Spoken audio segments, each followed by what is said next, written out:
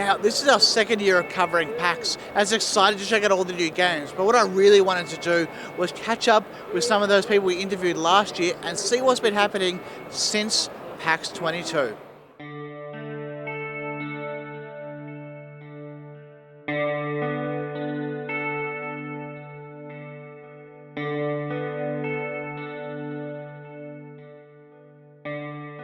It wouldn't be PAX without visiting some friends. We've got Kim from Good Games. Kim, how's your PAX going so far? Oh, it's been frantic. It feels like there's more people than ever.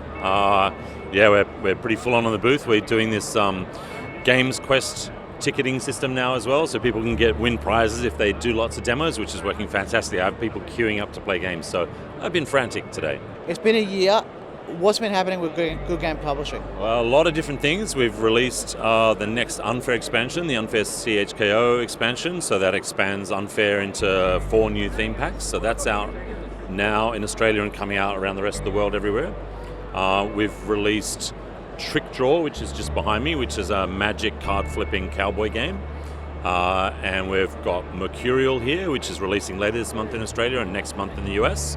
And then later in the month we've got Bark Avenue up there in Australia, later next month in Australia and the US, Bark Avenue as well, which is a competitive dog walking game set in New York City, where it's a pick up and deliver game where you've got dogs, you're walking the dogs and delivering them to different neighborhoods and doing activities that make them happy along the way to get more money and earn tips. I was going to say, dog walking seems like the perfect theme for pick up and deliver. It's really great. When I first played, I was like, that is exactly what I was expecting, and it really works. So I was like, yeah, this is right on point for the theme of the game. So that sounds like in the year you've got a few games that have come out, a few more that are coming out shortly, or by the time this airs will be out. What are you hoping to achieve in the next year? Well, what's next? We've changed our model a little bit so that we're still developing Australian design games and taking them from creation through to fruition, but we've got a bunch of other games that we're looking and scouting around for people who've made games, but they don't really necessarily have the distribution contacts. So we're willing to pick up games that have perhaps kickstarted already, or they're coming to us through localization. Or somebody wants to create a game and they've done a great job with the artwork and graphic design themselves. So we're trying to pick up games that are sometimes more fully already developed. And then we do what we call late stage game development, where I play it some 10, 20 times.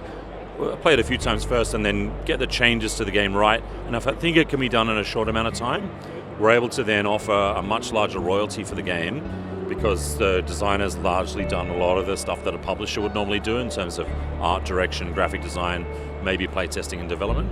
But we always finish it off to try and get the art, the graphic design all really working, the rule book right, and the price of the game down, because we're able to print at larger volumes than a first-time creator can often do. And then that helps us get the game out there at the right price, a really aggressive retail price. And we polish up the game and just make those final few changes that we think helps make the game more palatable to more people. That sounds like at next year's PAX, we're going to have either more games on show. It's exciting. I'm looking forward to it. Thanks for letting us know what's happening. Yeah, no problem.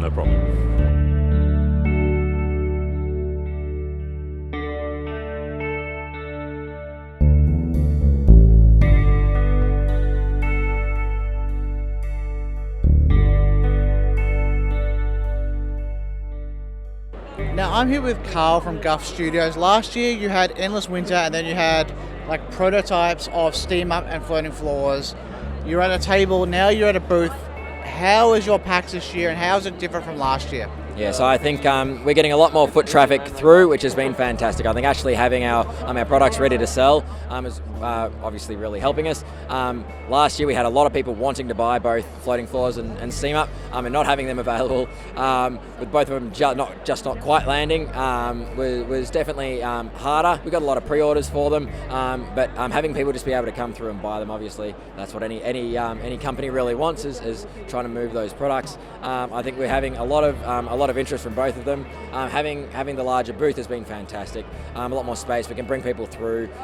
Definitely feels a lot more like a shop, which I think people like as well. The tables are fantastic for, I think, the indie games, which we were probably closer to at the time. I think we're starting to become a bit of a bigger company now, so being able to have that booth space and sort of establish our presence on the floor, I think is something that's really valuable to be able to sort of show ourselves as a competing publisher in this space. So we've seen already a big jump from last year to this year.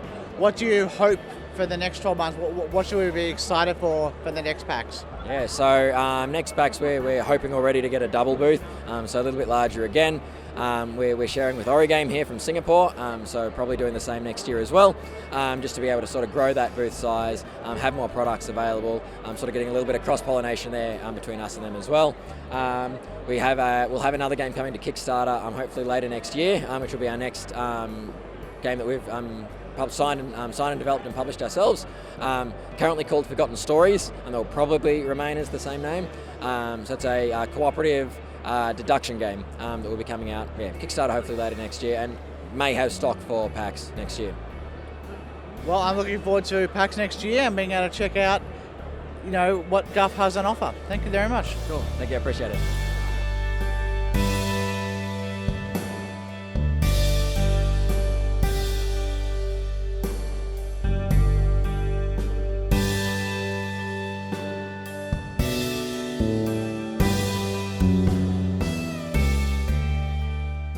Now, I'm here with Matthew from Platypus Industries. How has your PAX been in 2023? Pretty epic. It's been non-stop and crazy, so as good as always. We can hear it in the voice a little bit about how the PAX has gone. It's getting a little bit raspy and going. What have you been showing off this year? We've been lucky enough to have the final production version of Drop Bears. So we've got the lovely plastic models straight off the molds in China, and it's been fantastic to have it in its final form to be able to show everyone. Have you, because I know that it is available for pre-order at this stage, have you noticed a bit of a difference between having, last year was just a Ratcatcher, fantastic game, it is solo, which obviously that's a chunk of audience that, there's going to miss. And having that co-op game, have you noticed that there's been more people maybe lingering for longer because of that increased playability options? Yeah, definitely. Just having the two really distinctly different options, you generally will get player A and player B now, with the very different types of games they are as well. They may not like A, they'll like B. So yeah, it's been a really good help having that variation between the games we can show off. So since last year we've got Drop Bears from some prototypes into final design. Now, what do you hope to have by next PAX? So next PAX we will definitely be showing off a very late form of game number 3, which is a sci-fi game. It will be another solo title going on the back of that, and it'll be very exciting, and it'll be a little bit more crammed in here next year, I think, having the third game. Very exciting. Matthew, thanks for taking us through Platypus Industries in 2023. A pleasure, as always. Thank you very much.